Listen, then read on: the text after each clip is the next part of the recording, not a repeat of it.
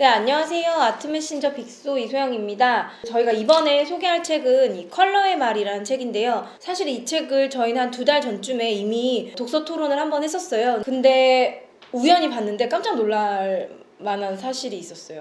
저희는 이 책을 다 이제 미술 교육을 하면서 아니면 미술이라는 분야를 탐구하면서 되게 유용하다라고 평가를 내렸는데 평점이 2점밖에 안 되는 거예요. 막 2점대도 있고. 그래서 왜 이렇게 평점이 낮지? 높은 평점도 있지만 봤더니 이제 많은 분들이 좀 어렵다. 그리고 책들이 이렇게 다 내용이 연결되어 있지 않고 좀 분리되어 있다라는 게 좀 단점이라고 했는데, 사실 이 책은 총 75개의 세계에 대한 역사예요. 그래서 우리가 국어사전에서 낱말을 찾듯이 크롬 옐로우의 역사는 어떻게 되지? 그다음에 뭐 예를 들어 핑크 계열 중에 쇼킹 핑크, 이런 색은 어떻게 이름이 생긴 거야 하면서 좀 사전처럼 찾아가 보는 맛이 있거든요. 그래서 저희한테는 되게 좋은 책이었지만 또 누군가에겐 되게 어려울 수 있겠다라고 처음으로 이제 깨달았는데, 어렵게 생각하지 마시고 내가 좋아하는 색부터 찾아보시면 좋을 것 같아요. 왜냐면 책이란 것이 소설처럼 연결해서 읽는 책도 있지만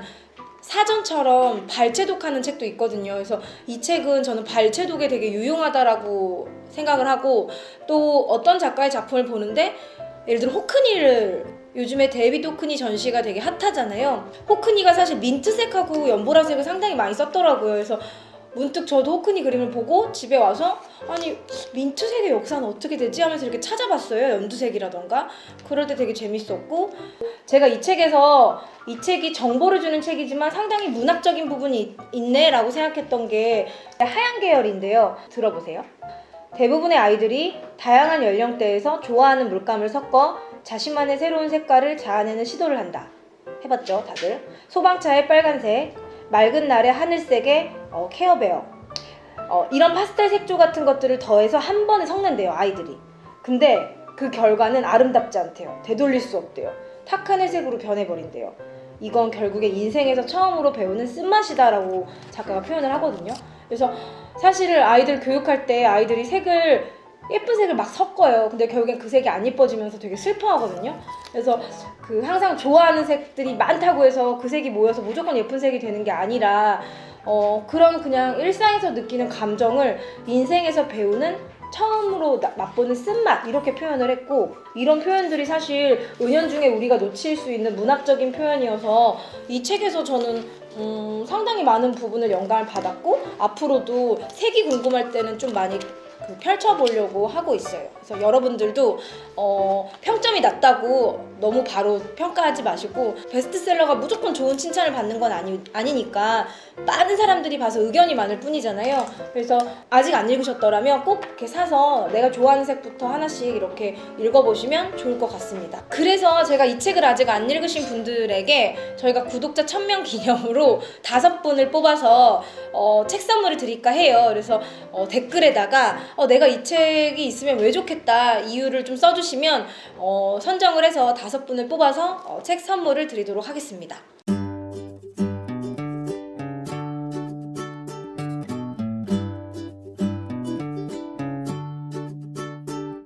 네, 오늘은 컬러의 말 책을 읽고 나서 느낀 점을 말씀드리려고 하는데요. 먼저 이 책을 읽기 전에는 작가가 75가지의 색을 이렇게 색깔별로 이렇게 풀어놔서 내가 알고 있는 색은 75가지가 안 되는 것 같은데 색이 너무 많아가지고 조금 부담스러운 점도 있었는데, 생각보다 하나하나씩 읽다 보니까 지루하고 따분한 그런 글귀가 아니고 작가가 뭔가 일기 쓰듯이 좀 재미있고 또 소소한 일상을 읽는 것처럼 재미있게 글을 풀어놔가지고 좀 술술 읽혔던 것 같아요. 각 챕터별로 색 설명이 너무 역사적인 것만 있었으면 미술 관련된 분들 말고는 읽기가 어려웠을 텐데, 각 색깔별로 스토리라든지 재미있는 이야기, 에피소드 같은 것들이 많이 포함되어 있어서 좀 보는 내내 약간 우리가 새로운 팔레트에 물감을 짜면 되게 기분 좋은 그런 감정을 느끼잖아요. 그런 것처럼 좀 흐뭇하고 재미있는 그런 느낌을 좀 많이 받았고, 원래 누구나 좋아하는 색이 있고 또 별로 좋아하지 않는, 선호하지 않는 색이 있잖아요. 우리가 옷을 입을 때도 본인이 좋아하는 색깔을 먼저 선택하게 되고 그런 경향이 있는데, 이 책을 읽고 나서는 사실 좋아하는 색에 대한 그런 개념이 없어질 정도로 모든 색을 좀 사랑하게 된 그런 느낌이 있었고, 우리가 항상 물체를 볼 때 어떤 것들도 색감을 느낄 수 있는데 그런 여러 가지 색을 느끼는 거에 대한 새삼스럽지만 좀 감사한 그런 생각을 하게 되어서, 이 책은 언제든 갖고 있으면, 소장을 하고 있으면 언제든 아무 챕터나 이렇게 펴서 읽어도 오랫동안 좀 즐기면서 볼 수 있는 그런 책인 것 같아서 많은 분들에게 추천하고 싶습니다. 오늘 소개해드릴 이 컬러의 말은요, 두 가지 버전이 있어요. 하나는 소프트 커버, 그리고 하나는 이렇게 하드 양장분 커버가 있는데요. 이 책은 책의 백과사전이라고 생각하시면 될 것 같아요. 굉장히 많은 세계에 대한 역사적, 문화적 이야기들을 재밌게 소개를 해주고 있는데요. 한 가지 좀 재미났던 이야기를 소개해드리자면, 아기 옷에 대한 기사가 뉴욕타임즈에 실려 있는데 1893년에 보면 언제나 남자아이에게 핑크색, 여자아이에게 파란색의 옷을 입혀야 한다라고 언급되어 있다는 이야기가 들어가 있어요. 자세한 이야기는 책을 직접 보시면서 확인해 보시면 좋을 것 같습니다. 오히려 책이 처음에 시작해서 끝까지 이어지지 않아서 중간중간에 좋아하시는 색들 위주로 읽으셔도 편하게 책을 완독하실 수 있을 것 같아요. 추천드립니다. 안녕하세요. 컬러의 말은 우리 주변에 정말 무수한 색들이 있고, 인류의 역사가 존재한 시간만큼 색깔에도 얼마나 다양한 이야기들이 있는지 그 이야기를 들려주는 책인 것 같아요. 저는 특히 초록색 부분을 되게 재밌게 읽었거든요. 저는 초록색 하면은 정말 공기 좋은 숲? 푸른 녹음들이 생각나는데 아마 많은 분들도 그런 풀잎을 떠올리실 것 같아요. 근데 이 책에서 소개하는 초록은 낙원이라든지 아니면은 젊은 사과 같은 젊은 사랑? 이런 걸 의미하기도 하지만, 역사 속에서 초록이 질투의 상징이 되기도 하고 또는 악마의 색깔이라고 추앙을 받기도 해서 사람들이 어떻게 보면 좀 무서워하고 좋아하지 않았던 색이었던 이야기로 기록이 되기도 하더라고요. 고흐가 즐겨 마시던 에메랄드 도구로 불리던 압생트 이야기부터 만들기 어렵던 초록색이 실제로 물감이 독성을 가지고 있어서 초록색 벽지에서 나온 독이 성인 남성을 죽일 만큼의 치사량이 있다라는 연구 결과가 나오기도 할 만큼 우리가 미처 알지 못했던 색깔에 대한 다양한 이야기들이 이 책에 가득가득 담겨 있어요. 영화 인사이드 아웃 이후에 노란색 하면 기쁨, 파란색 하면 슬픔, 이런 색에 대한 고정관념이 생겨나기도 했는데 이 책을, 이 컬러의 말을 읽으면서 오히려 그런 고정관념들을 좀 없앨 수 있었고, 또 나만의 눈으로 그 색깔을 다시 들여다볼 수 있는 시간을 가질 수 있었던 것 같아요. 컬러의 말을 옆에 가까이 두시고 일기처럼 그날 마음에 드는 색깔을 골라 읽으시면 좋을 것 같습니다. 추천드려요. 오늘 저희가 이제 같이 읽고 있는 책은 컬러의 말이라는 제목의 이제 책인데요.